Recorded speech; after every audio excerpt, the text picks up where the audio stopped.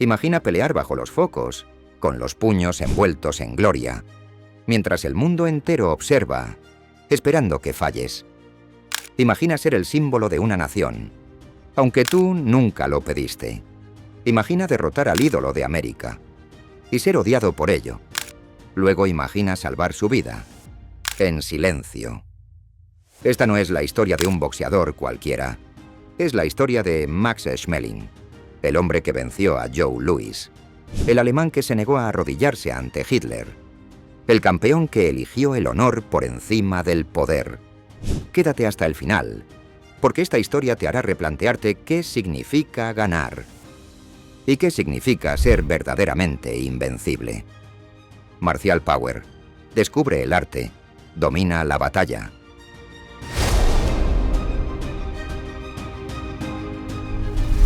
Max Schmeling nació el 28 de septiembre de 1905, en Klein-Lukow, una pequeña localidad de Alemania.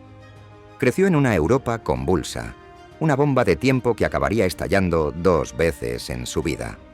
Desde joven, Max destacó por algo inusual en el boxeo: la elegancia. Mientras otros lanzaban golpes ciegos, él estudiaba. Mientras otros atacaban sin pensar, él esperaba y luego castigaba.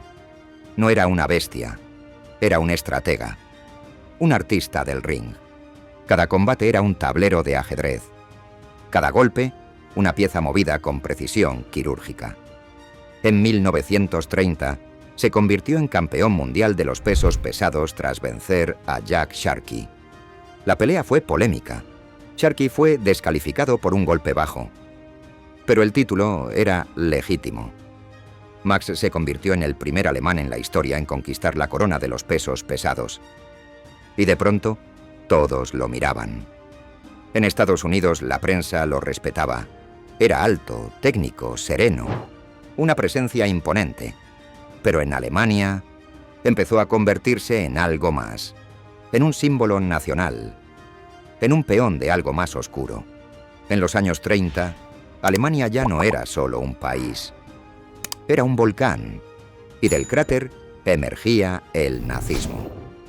Los líderes del Tercer Reich vieron en Schmeling un modelo perfecto: blanco, fuerte, exitoso, un supuesto embajador del ideal ario. Pero lo que ellos no sabían era que Max no era un nazi, ni un racista, ni un fanático. Era un hombre con valores, y aunque nunca atacó abiertamente al régimen, sí se negó a servirlo. Rechazó afiliarse al partido. Se negó a despedir a su manager judío, Joe Jacobs, a pesar de la presión. Se negó a pronunciar discursos políticos, y esa desobediencia silenciosa le saldría cara más adelante. Mientras tanto, al otro lado del océano, Joe Louis emergía como un huracán. Joven, negro, invencible, una esperanza para una América que aún segregaba a su pueblo por el color de su piel. La prensa estadounidense lo había elegido como el nuevo ídolo, y para muchos su ascenso era más que deportivo. Era una oportunidad de demostrar la superioridad moral de Estados Unidos frente a la Alemania de Hitler. La pelea era inevitable. Schmeling versus Louis, Alemania contra Estados Unidos. El hombre blanco contra el hombre negro. El supuesto nazi contra el símbolo de la libertad. Pero todo eso era una mentira construida por otros, porque ni Max ni Joe querían representar nada más allá del boxeo. No eran políticos, eran guerreros, 2 hombres que solo querían hacer su trabajo en el ring. El 19 de junio de 1936 se enfrentaron en Nueva York. Louis estaba invicto, parecía imparable. La prensa ya había escrito los titulares: Joe Louis arrasa al alemán. Pero Max había hecho los deberes.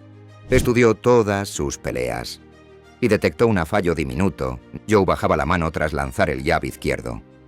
Y Max lo esperó y lo castigó, una y otra vez. Desde el segundo asalto, Schmeling tomó el control. Louis no entendía. El público tampoco.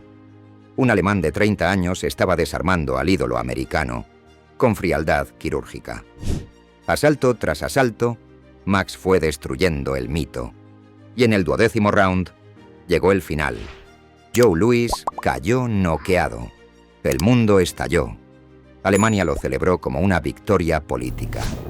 Hitler lo felicitó personalmente, pero Schmeling no sonrió. No levantó el brazo como un símbolo, porque para él no había derrotado a una bandera. Había vencido a un rival, con estrategia, sin odio. Aún así, el régimen nazi trató de apropiarse de su gloria, pero Max nunca cedió. Nunca se dejó usar. En 1938 llegó la revancha. Esta vez, Joe Louis se había preparado como nunca. Quería recuperar el orgullo. Y lo hizo. En el primer asalto conectó una serie brutal. Max cayó. El árbitro detuvo el combate. Louis había vencido. Y el Tercer Reich le dio la espalda al que días antes era su héroe.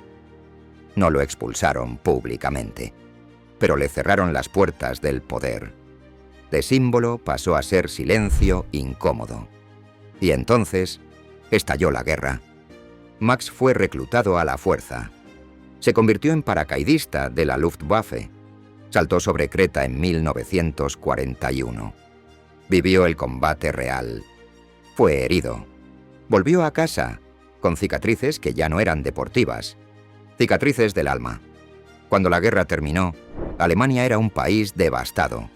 Y Max era un campeón olvidado. Sin dinero, sin fama, sin patria. Pero no se rindió. Comenzó desde cero. Con inteligencia consiguió la licencia de distribución de Coca-Cola en Alemania Occidental. Montó una empresa y desde los escombros levantó un imperio comercial. Pero su gesto más grande no fue empresarial, fue humano. Años después, Joe Louis, el hombre que lo había vencido, cayó en la ruina. Enfermo, sin recursos, Max no lo dudó. Le ayudó económicamente. Colaboró en su funeral, lo visitó, lo acompañó y dijo: «No fui su enemigo, fui su amigo». Dos hombres que se golpearon con ferocidad, pero que se respetaron con el alma. Porque la grandeza verdadera no se mide por los títulos, sino por lo que haces cuando ya nadie te aplaude, por cómo tratas al vencido, por cómo eliges la compasión, incluso cuando nadie lo espera. Max Schmeling vivió hasta los 99 años, falleció en 2005 y dejó un legado imborrable. Hoy es recordado como campeón mundial, pero también como el hombre que no se dejó corromper, que resistió el odio, que caminó entre la oscuridad, sin dejar de ser él mismo. Porque el verdadero combate no se libra en el cuadrilátero, se libra en tus principios, en las decisiones que tomas cuando todos esperan que hagas lo contrario. Hoy has conocido al hombre que venció al más grande y se negó a ser el títere de los poderosos, al guerrero que peleó cuando fue necesario y que tendió la mano cuando nadie lo esperaba. Max Schmeling no fue solo campeón, fue un ejemplo, una paradoja, un faro en medio del caos. Y ahora te pregunto, ¿qué harías tú si tu mayor victoria se convirtiera en tu mayor condena? No te pierdas el próximo vídeo. Haz clic ahora.